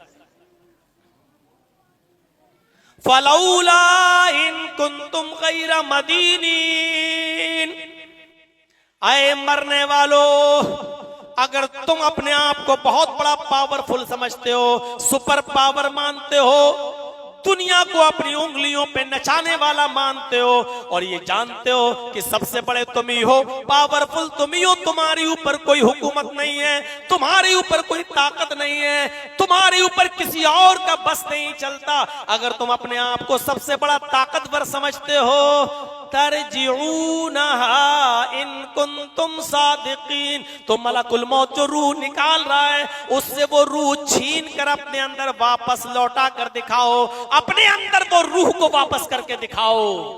हो ना, बहुत बड़े पावरफुल हो ना, अल्लाह को कोई अहमियत नहीं देते हो, सबसे बड़ी ताकतवर अपने आप को समझते हो ना, तो उससे रूह छीन कर अपने अंदर वापस करके दिखाओ। क्यों नहीं करते हो? तुम तो बहुत बड़े पावरफुल हो, तुम्हारे ऊपर तो किसी की हुकूमत नहीं चलती है, इस रूह को छीन कर अपने अंदर लौटा कर दिखाओ। इन कुंतुम सादिकीन, अगर तुम अपने दावे में सच्चे हो तो ऐसा करके दिखाओ। नहीं कर पाओगे। एक मंजर खींच दिया मैंने आपके सामने, अल्लाह के नबी कह रहे हैं इन्ना लिल मौती सकरात, जितनी तकलीफें होती हैं मरने वाले को मरने से पहले, और वो सब्र करता है उस तकलीफ पर, तो उसकी जहन्नम की और अजाब आखिरत की तकलीफों में से तकलीफें कम कर दी जाती हैं। मेरे प्यारे साथियों, इसीलिए बहुत से लोग ये दुआ करते हैं, अल्लाह मुझे चलता फिरता उठा लेना, अल्लाह मुझे किसी का मोहताज मत करना, अल्लाह मुझे ऐसे ही चलते फिरते उठा लेना। मेरे भाइयों, ये सब दुआ नहीं करनी चाहिए। अचानक आप गए और एक्सीडेंट में मर गए, ये कौन सा? ठीक है, मौत तो लिखी थी, आ गई, लेकिन गौर करो कि ऐसी मौत पर आप रश करते हैं। आपको ना तो तौबा करने का मौका मिला, ना इस्तिगफार का मौका मिला, ना किसी से माफी तलाफी का मौका मिला, आपको कोई चीज ही नहीं मिली। मेरे भाइयों, ये दुआ नहीं करनी चाहिए कि अल्लाह मुझे चलता फिरता उठा ले, अल्लाह मुझे किसी का मोहताज मत बनना करना, अल्लाह बस आसानी से मैं मर जाऊं, किसी का मोहताज ना। मेरे भाइयों, ये नहीं, दुआ ये करना चाहिए कि अल्लाह जब तक तू मुझे जिंदा रख, इस्लाम पर जिंदा रखना, तवफ़्फ़नी मुस्लिमन, जब भी मौत आए तो इस्लाम की हालत में आए, और जब तू और खात्मा जब मेरा हो तो ईमान पर, जब तक मैं जिंदा रहूं इस्लाम पर जिंदा रखना, और जब खात्मा हो मेरा तो ईमान पर हमारा खात्मा फरमाना, ईमान की हालत में हमें मौत आनी चाहिए। अल्लाह के नबी अपने बेटी को आज बोसा नहीं दे पाए, बिस्तर पर हैं और कह रहे इन्ना लिल मौती सकरात। बेचैनी का हाल ये है कि पानी का बर्तन है, बार बार हाथ डालते हैं और अपने जिस्म पर मलते जा रहे हैं। बेटी ने अपने बाप की इस तकलीफ को देखा तो हजरत फातिमा भी चीख पड़ी, वाह कर बाबा, हाय मेरे अब्बू की तकलीफ, हाय मेरे अब्बू की बेचैनी, हाय मेरे अब्बू की परेशानी। अल्लाह के नबी ने फौरन अपनी बेटी को पकड़ा, और पकड़ने के बाद अपने करीब किया और उनके कान में सरगोशी की, उसके बाद छोड़ दिया। फिर कान पकड़ा, करीब किया, फिर अपनी बेटी के कान में दूसरी बार सरगोशी की। हजरत फातिमा हंस दी, मुस्कुरा दी। जब हजरत आयशा ने पूछा, फातिमा क्या कहा अल्लाह के नबी ने? मेरे अब्बू ने मुझसे राज की बात की है जो मैं नहीं बता सकती। नबी आकरम के इंतकाल के बाद, इस दुनिया से रुखसत हो जाने के बाद, एक दिन हजरत फातिमा रज़ी अल्लाह ताला अन्हा से अपने हक का वास्ता देखकर हजरत आयशा सिद्दीक़ा ने पूछा, फातिमा तो मैं उस हक का वास्ता देती हूँ जो मेरा तुम्हारे ऊपर है। फातिमा मुझे बताओ, तुम मेरे सामने थी, अल्लाह के नबी ने तुम्हारे कान में कुछ कहा था, फिर दोबारा भी तुम्हारे कान में कुछ कहा 2 मरतबा, क्या राज था? हजरत फातिमा ने कहा, आज मैं बताऊंगी। नबी अकरम की जिंदगी में मैं ये राज फाश नहीं करना चाहती थी, लेकिन अब चूंकि नबी अकरम जिंदा नहीं है, इस दुनिया में नहीं, इसलिए अब मैं वो राज बता देती हूं। अब कोई फर्क नहीं पड़ता है। आए अम्मी आयशा, अल्लाह के नबी सल्लल्लाहु अलैहि वसल्लम ने मुझे पकड़ा और मेरे कान में जो जुमले कहे, पहली मर्तबा जुमला जो अदा किया वो जुमला ये था, आए फातिमा तुम गम क्यों करती हो, तुम रो क्यों रही हो? अभी अभी जिब्रील ने मुझे बशारत दी है, फातिमा तु सय्यदतु निसाई अहलिल जन्ना, अल्लाह ने फातिमा को जन्नत की तमाम औरतों का सरदार बना दिया। अल्लाह ने फातिमा को जन्नत की तमाम औरतों का सरदार बना दिया। अभी आपने ये कहकर छोड़ा ही था कि आपने फिर दोबारा मुझे करीब किया और मेरे कान में दूसरी बात कही, और दूसरी बात ये थी, आए फातिमा रोने की जरूरत नहीं है, मैं जा रहा हूं। आज जिब्रील ने मुझे बता दिया कि आज अल्लाह से मुलाकात का वक्त है। अरे फातिमा मेरे पीछे पीछे तुम आ रही हो, मैं इस दुनिया से रुखसत हो रहा हूं, लेकिन मेरे पीछे पीछे तुम आ रही हो। मेरे अहले बैत में, मेरे खानदान में सबसे पहले तुम मुझसे मिलोगी, तुम आओगी मेरे पास। गौर करना, हजरत आयशा, हजरत फातिमा मुस्कुरा दी थी। हजरत आयशा ने कहा, अच्छा इसीलिए तुम मुस्कुराई थी? कि हाँ, जब मैंने ये खुशखबरी सुनी कि मैं तो जा रहा हूं, लेकिन मेरे खानदान में, मेरे अहले बैत में सबसे पहले तुम मुझसे मिलोगी, यानी मैं अपने अब्बू के पास सबसे पहले जाऊंगी, अहले बैत में, खानदान में। तो जब मैंने ये सुना तो मुस्कुरा दी, मेरे चेहरे पर हंसी आ गई। देख रहे हैं आप, यही बताना मेरा मकसद है।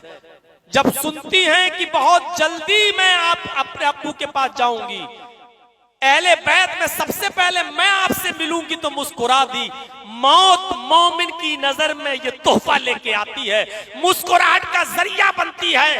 मोमिन जब मौत को करीब देखता है तो उसके चेहरे पे मुस्कुराहट आ जाती है। हजरत आयशा फातिमा ने जब ये सुना कि मैं अहले बैत में, खानदान में सबसे पहले मैं अपने अब्बू के पास जाऊंगी, यानी मेरा इंतकाल होगा, तो घबराई नहीं है, मेरे बच्चों का क्या होगा, मेरे बेटे का क्या होगा, हसन का क्या होगा, हुसैन का क्या होगा, फला का क्या होगा, फला का नहीं, बल्कि मुस्कुराहट आ जाती है। क्यों?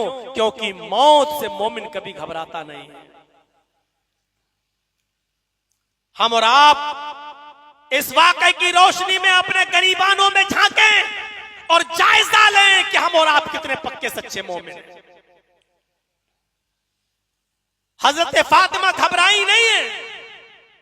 यहां क्या क्या चीजें होती हैं, अभी हल्का सा अटैक पड़ जाए, लेके चलो, भागो अच्छे से अच्छे डॉक्टर के पास, तिजोरियों का मुंह खुल जाएगा, पैसा खर्च। मैं ये नहीं कह रहा हूं कि इलाज नहीं कराना चाहिए, इलाज कराना चाहिए, लेकिन मेरे भाइयों ये देखिए कि अगर मौत को अपने करीब देख लो कि नहीं अब हम नहीं बचेंगे, एहसास हो जाता है, एहसास हो जाता है।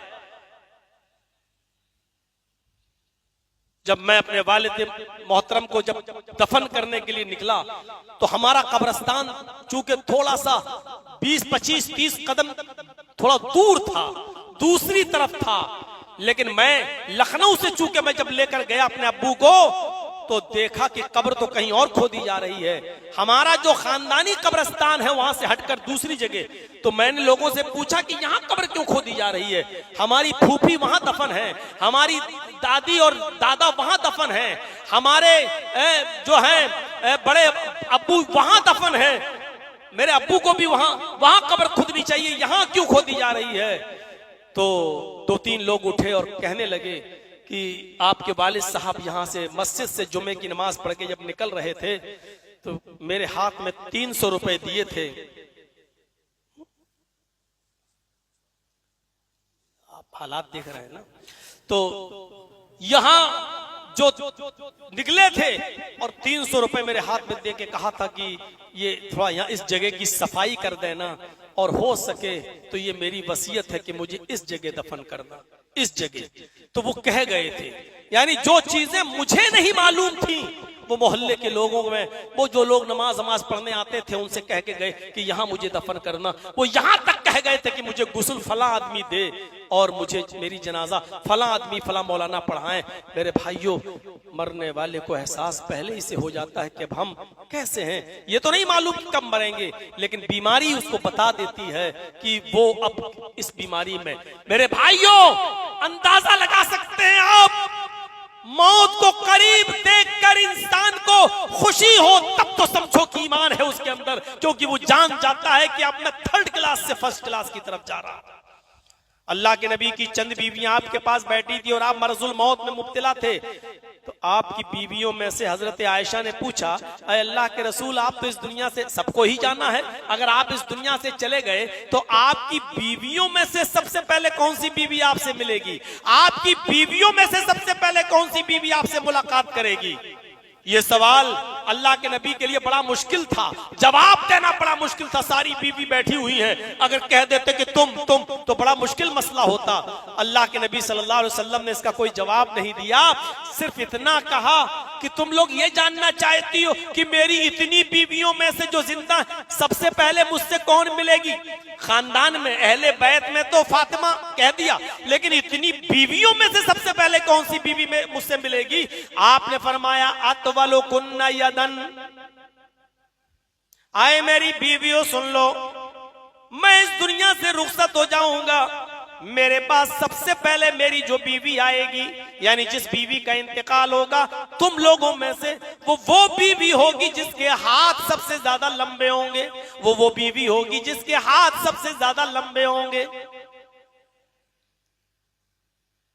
हजरत आयशा थोड़ी देर बैठी और उसके बाद सारी बीवियों से कहा, इधर आओ। तो दूसरे कमरे में, दूसरे हुजरे में ले गई और एक लकड़ी ले आई, कहा कि सबके हाथ नापती हूं, देखें किसके हाथ लंबे हैं। अल्लाह के नबी ने कहा जिसके हाथ लंबे होंगे, सबके हाथ नापने लगी हजरत आयशा। जब हाथ नापे तो सारी बीवियों में सबसे ज्यादा लंबे हाथ हजरत सौदा के निकले। किसके थे? हजरत सौदा के। सारी बीवियों ने मुबारकबाद भी दे दी, खुश नसीब है तू, अल्लाह के रसूल से सबसे पहले तू मिलेगी, अपने शौहर के पास सबसे पहले तू जाएगी।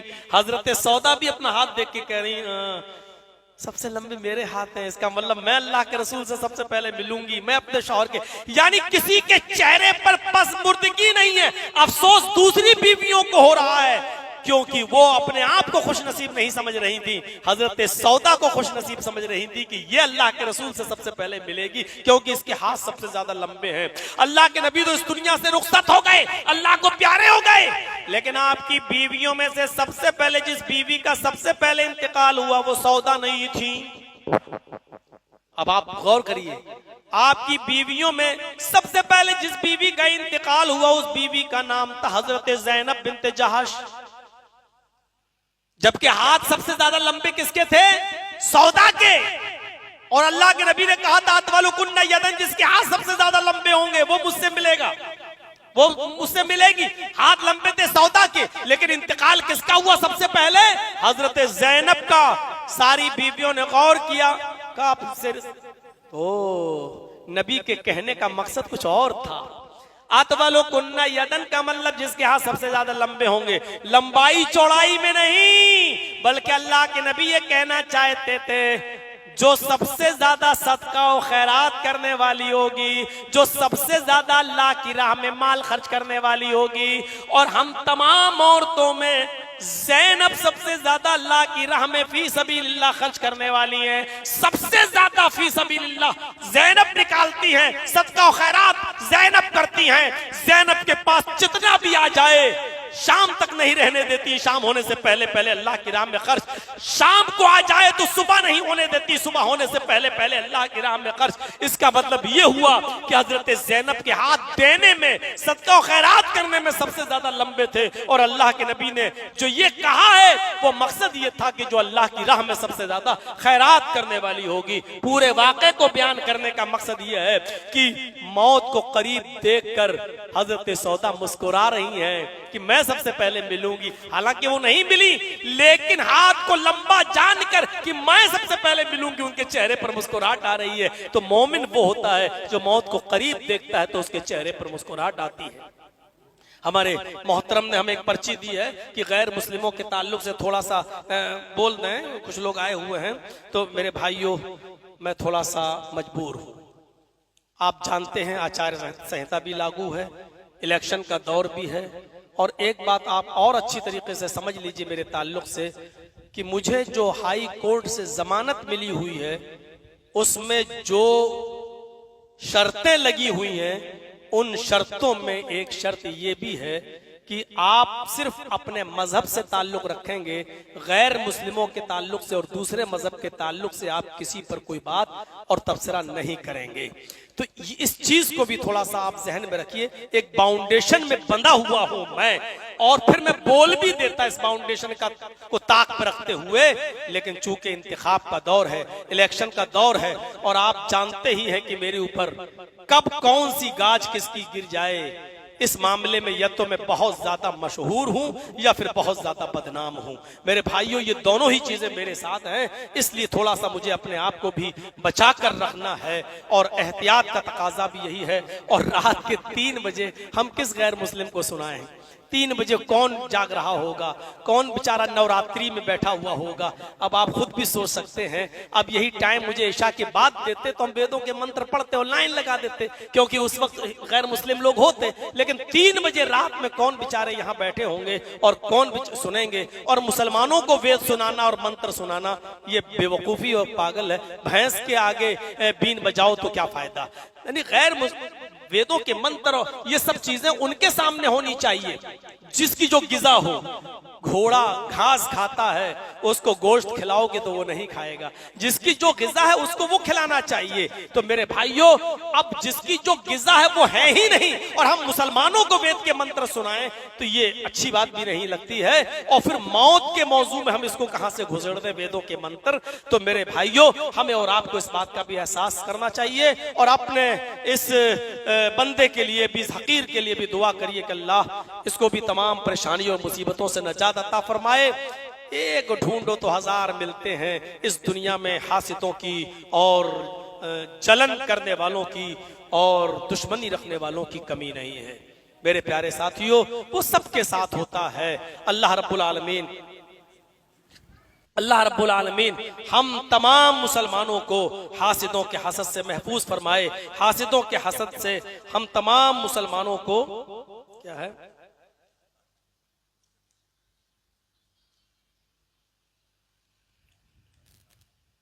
तो मेरे भाइयों, अल्लाह रब्बुल आलमीन से हम सबको ये दुआ करनी चाहिए कि अल्लाह, ये दुआ मांगनी चाहिए कि अल्लाह ताला हम सबको हासिदों के हसद से बचाए।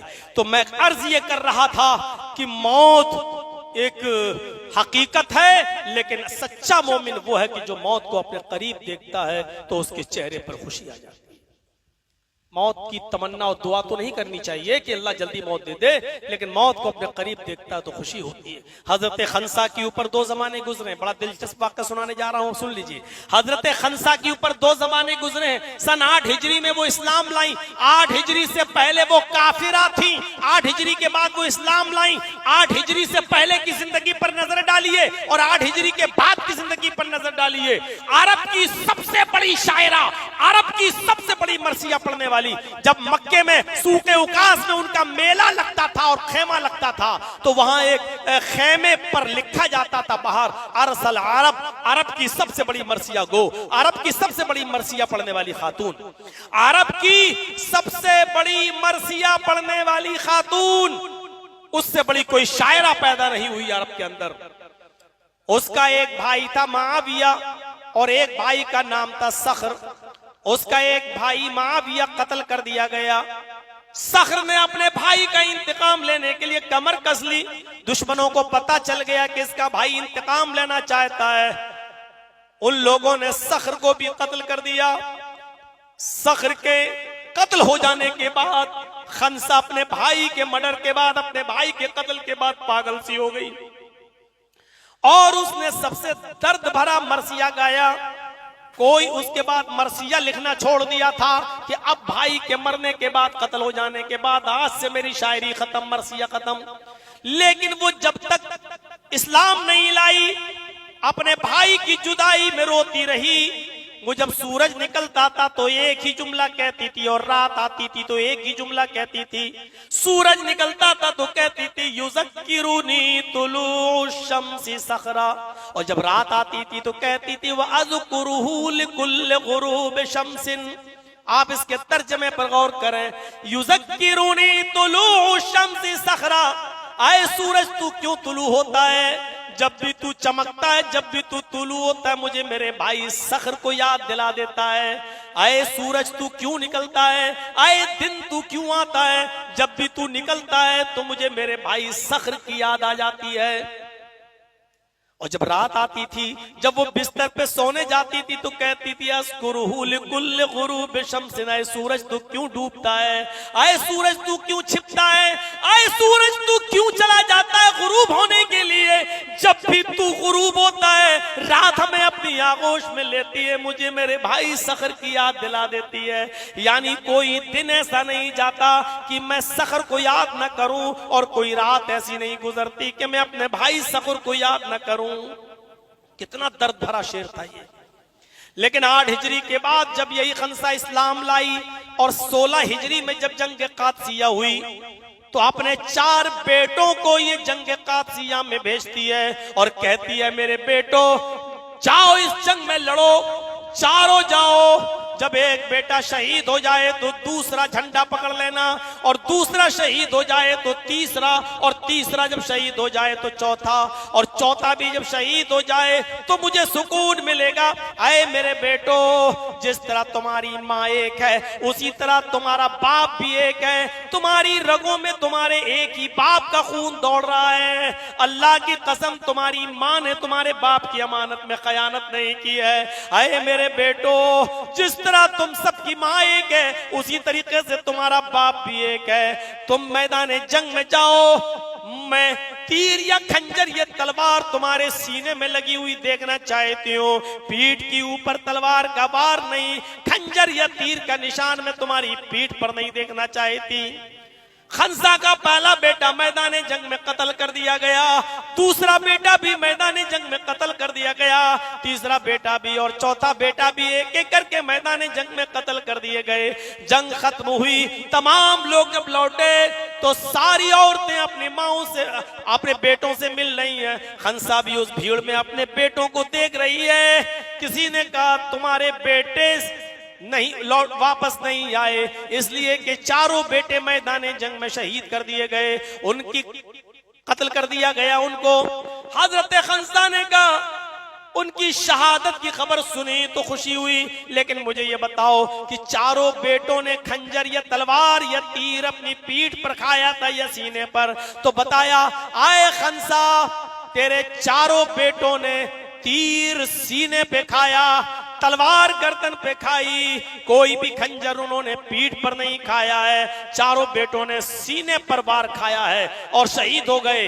यही खंसा जो अपने भाई के मौत पर रोया करती थी और सूरज से कहती थी क्यों निकलता है मुझे मेरे भाई की याद दिलाने, और रात को कहती थी क्यों आती है मुझे मेरे भाई की याद दिलाने, लेकिन आज चारों बेटों की शहादत पर मुस्कुराती है। मौत और मुस्कुराने का जरिया अपने चारों बेटों की शहादत की खबर सुनती है तो मुस्कुराती है, और मुस्कुराते हुए कहती है अल्हम्दुलिल्लाहिल्लज़ी शर्रफनी बिक़त्लिहिम, तमाम तारीफें उस अल्लाह के लिए है जिसने मुझे मेरे बेटों के कत्ल से मुशर्रफ फरमाया है, शहादत से मुशर्रफ फरमाया है। तमाम तारीफें उस अल्लाह के लिए है। मेरे प्यारे साथियों, जरा तसव्वुर करो कि मौत मोमिन की नजर में क्या होती है।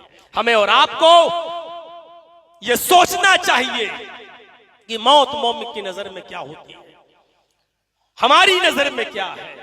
एक सवाल मेरे भाइयों एक पर्चे में हमको दिया गया है कि उलमा लोग जो दाढ़ी कटाते हैं उनका क्या हुक्म है। पूरी तकरीर सुन ली और इसके बावजूद ये सवाल किया गया है और मैं यकीन के साथ कह सकता हूं कि जिसने ये सवाल किया है उसको अच्छी तरीके से मसला मालूम था,